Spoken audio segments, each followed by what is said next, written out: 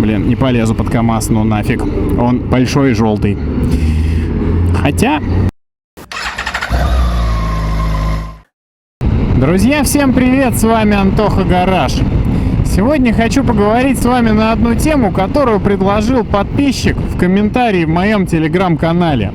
Если еще не подписаны, рекомендую подписаться. Мысли там иногда свои пишу любопытные. Итак, неадекваты на дорогах. Перед нами город, пробки. И не всегда по ним ездить легко, особенно на больших мотоциклах, особенно если опыт не очень большой. И люди на автомобилях, коробочники, как мы их иногда мило называем, иногда ведут себя не совсем адекватно. Да, нужно всегда считать, что нас все хотят убить, потому что по большому счету это иногда так и бывает. Почему так бывает? Здесь есть две мысли, как этого избежать. Значит, бывает так в первую очередь потому, что мы сосредотачиваемся на различных дурачках. Одному придали слишком много значения, которого он совершенно не заслуживает. И дальше, поскольку мы настроили себя на вот эти вот линии жизни, если угодно сказать, можете называть меня инфо-цыганом и как угодно, но это так. И дальше нам весь день будут попадаться точно такие же самые дурачки. И чем больше нас эти самые дурачки волнуют, тем на самом деле больше мы в этот вопрос вовлекаемся, и тем больше их вокруг нас. Я прекрасно помню начало своего водительского стажа, когда конфликты на дороге у меня были постоянно.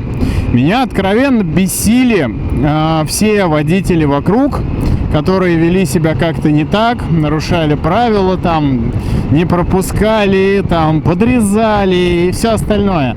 Ну, я думаю, если вы ездите за рулем, особенно по Москве, да, в регионах порой еще хуже бывает ситуация, вы прекрасно знаете, как это бывает. Но в какой-то момент я стал ездить больше на автомате и меньше думать о том, как я езжу. Это как-то стало происходить вот само собой разумеющееся. То есть я стал ездить на автомобиле так же, как ходить.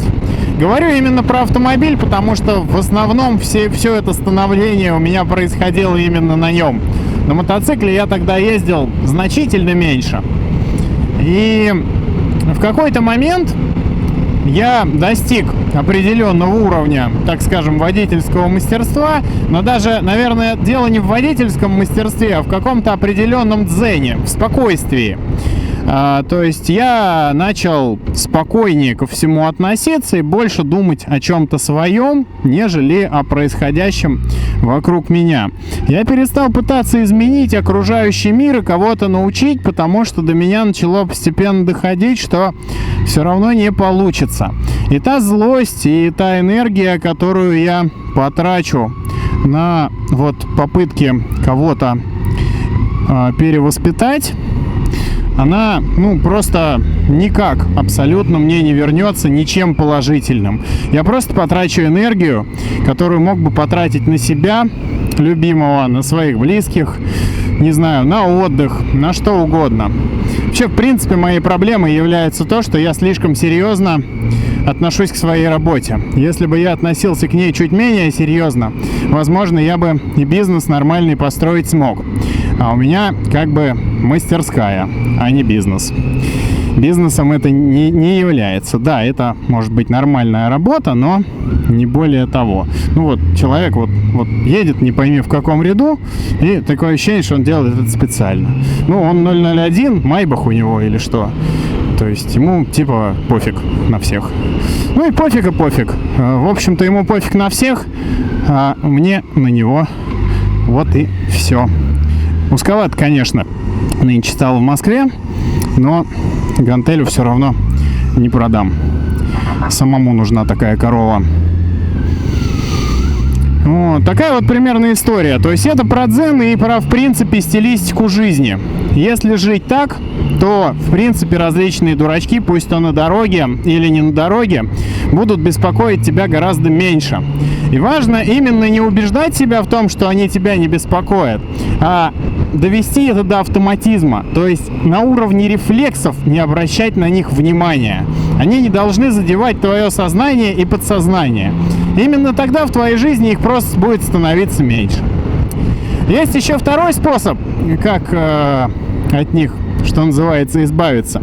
Он менее эффективный, и такое нельзя советовать. Но по большому счету, если ты едешь так быстро, что они не могут тебя догнать, то зачастую никто быковать не успевает. Вот.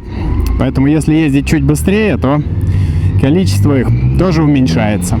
А так, в первую очередь, думайте не о том, какие неадекваты водители и все плохие, а какой вы хороший, какой вы замечательный, как вы хорошо сейчас доедете до дома.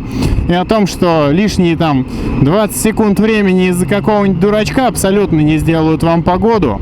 Это не повод вступать в драки, с кем-то ругаться или что-то еще. Блин, не полезу под КамАЗ, ну нафиг. Он большой и желтый. Хотя... В общем, у меня одни из очень любимых фильмов. Это фильмы «Такси» и «Форсаж». Причем я люблю все части. Многие привыкли говорить, что типа первые части интересные, потом следующие неинтересные, вот это вот все. Я люблю все части, независимо от того, насколько они новые или старые. И в одной из частей фильма «Такси» была сказана такая интересная фраза о том, что нет более азартного игрока, чем водитель. С мерседесами они там, что ли, гонялись с этими. И на самом деле это так и есть. Человек, который действительно любит ездить за рулем, он азартен сам по себе. Я думаю, что этот азарт и вовлечение вот в это вот отношение ко всяким дурачкам, они имеют, возможно, общие корни. И чем больше вы относитесь к автомобилю или мотоциклу как к мобильному телефону, тем меньше вас вообще заботят окружающие люди. Вот обратите внимание, когда вы едете по какой-нибудь пробке, да даже если вы на машине стоите в пробке, просто посмотрите по сторонам. Мы же все смотрим в телефон, нам не интересно смотреть по сторонам. А если мы посмотрим по сторонам, мы увидим, что каждый второй, как минимум, вокруг нас сидит в телефоне. И, естественно, ему просто пофигу. У него свой мирок, в котором он свой собственный царек. Как-то так. Это факт. Люди сами создают себе свою жизнь, вовлекаются в то, что им интересно. А интересно многим сейчас общаться с кем-то в мессенджере или играть в какую-нибудь игрушку. Боже, я лет так, наверное, но это было уже давно, наверное, больше 10 лет назад. Вот сейчас это не шутка, это я не придумал. Я даже не знаю, как такое придумать. Я на полном серьезе видел на Садовом кольце в пробке, когда ехал. У меня еще был, наверное, 400-й Skyway. Я на полном серьезе видел в пробке мужиков двух, которые ехали в портере, стояли как бы в пробке и играли в шахматы. То есть у них вот на месте, где третий человек между ними может сидеть, там есть что-то типа выкидного столика, наверное, как у меня в Фиате. И у них там стояла шахматная доска, и они играли в шахматы. Естественно, ну кто там будет смотреть на дорогу? Партия же интересная. Ну, радует, что хотя бы деятельность, которая в какой-то степени развивает мозги, а не дает им возможность деградировать. Ну, факт остается фактом. В любом случае, каждого человека проблемы самого себя беспокоят всегда больше всего. И вообще плевать на всех остальных. Какая разница, кто как одет, какая разница, кто как себя ведет. Думайте в первую очередь о себе, ведь вы самый главный человек, который у вас есть в этой жизни. Никакие родственники, никакие девушки, даже дети, хотя многие со мной сейчас, возможно, поспорят, никогда не будут вам ближе, чем вы сам для себя. И берегите себя, потому что ваши нервные клетки не восстанавливаются, и они вам даны на всю жизнь. Такая вот примерно тема. Блин, какие они все узкие. Один справа, другой слева объезжает. Вот что этот голдовод сделал и зачем? Ну, ладно, пофигу. У него своя правда. И знаете, да, дурачков среди мотоциклистов, я не про конкретного, а в принципе, встречается гораздо больше в процентном соотношении, чем среди автомобилистов. То есть на самом деле, если автомобилист там попадет с каждой сотой, какой-нибудь невменяемый, который начнет там что-нибудь зажимать, там подрезать или еще что-то, то мотоциклист такой как минимум каждый 10-й. Просто мотоциклистов меньше, и мы их, не сильно замечаем вокруг себя. Поэтому получается такая статистика. Вот. Так что думайте о себе, думайте о своем поведении. В первую очередь именно это может позволить вам сделать свою жизнь лучше. А на жизнь остальных, да просто забейте, и все будет супер круто. С вами был я, Антон Больших, и мастерская Антоха Гараж. Сегодня как бы не мастерская. В общем, всем удачи, всем пока. Обалдеть, московская пробка!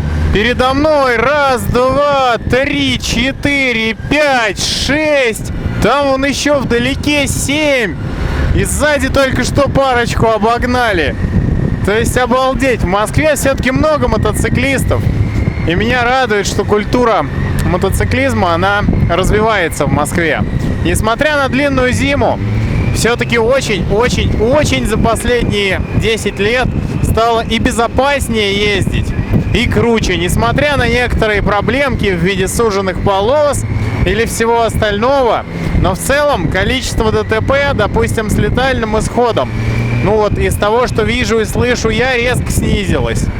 Так что, ребята, по-моему, мы живем в хорошее время. А вот еще лет буквально 20 назад, когда спортбайки только начинали появляться, народ их покупал, они стоили недорого и просто не умел на них ездить, да и водители не ждали, и народ к скоростям относился бездумно. Вот тогда вероятность убраться на мотике была очень-очень высокой. А сейчас она все-таки, как ни крути, ниже, по крайней мере, если обладаешь мозгом. Так что делайте выводы. Обладайте мозгом.